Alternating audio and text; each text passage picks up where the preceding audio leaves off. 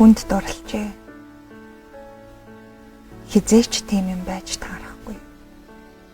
Гэхдээ дурлсан юм да. Удамжны гэрлийн төмөр бүрхүүл салхинд савлсан 3 дугаар сар. Үдэш орой. Өнөөх бүсгүй цонхон дээр. Цонхны наан бодрах цас. Бүсгүй нүд хөвчлөлтэй. Тэр нэмсэглэн бодрах цасыг ажина. Бүр ширхэг бүрийг алдалгүй харахыг хичээнэ. Тийм баяртай нэмсэглэл. Гэрэлтсэн харц. Яг тэндээсээ битгий холдоосоо намайг гайхан бишрээсэ гэж цас бодлоо.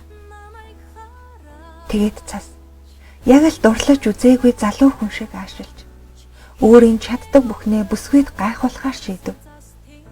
Өөрийгөө улам бишрүүлж, улам алмааруулах гэсэн тэнэг хүсэл цасыг эзэмдэнэ.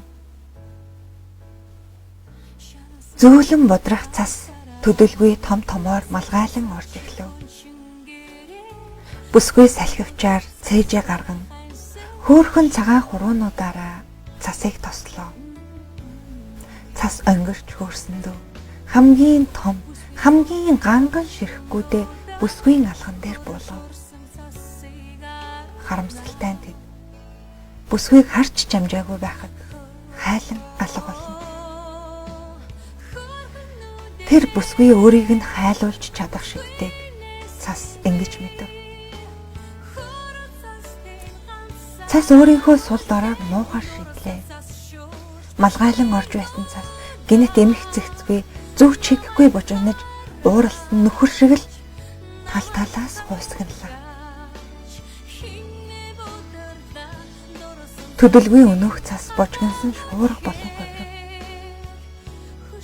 Энэ үед бүсгийн нүүрэн дээр хинэмсэглэл аажимхан алга болж харцан дах гэрэл нь хэрхэн бүххийг цас мэдэгч завгүй хүүгэн. Хөөрсөв. Шуурсан.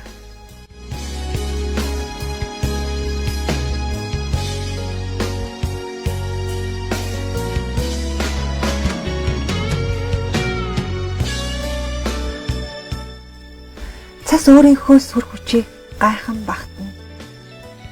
Эмх зэгцгүй энэ үйлдэлээсээ болоод сүүлдээ өөрөө ч бүсгүйг олж харахаан болов.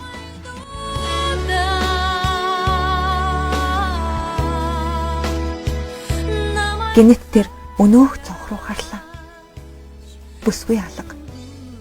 Цонхонд хөшиг татжээ.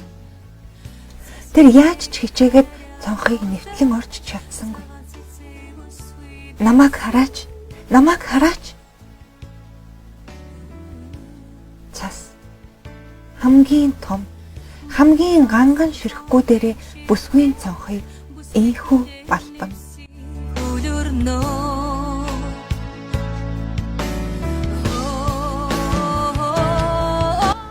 Гэвч түүний энэх хүч борон дуслын төдий чимээ өгсөнгүй. Шүнжин бүсгүйн цонхыг балгасан цас өглөө нь ядарч тамирцсандаа талаар нэг тарж газар нэвслийн өнөө.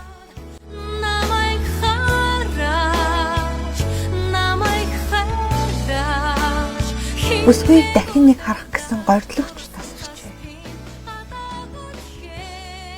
Нар гэлбсэн хаврын цэлмэг өглөөний туяаг цогттлоон ууж хурцургсан цас үдийн алдад ялгансан саарл юм болсон байна.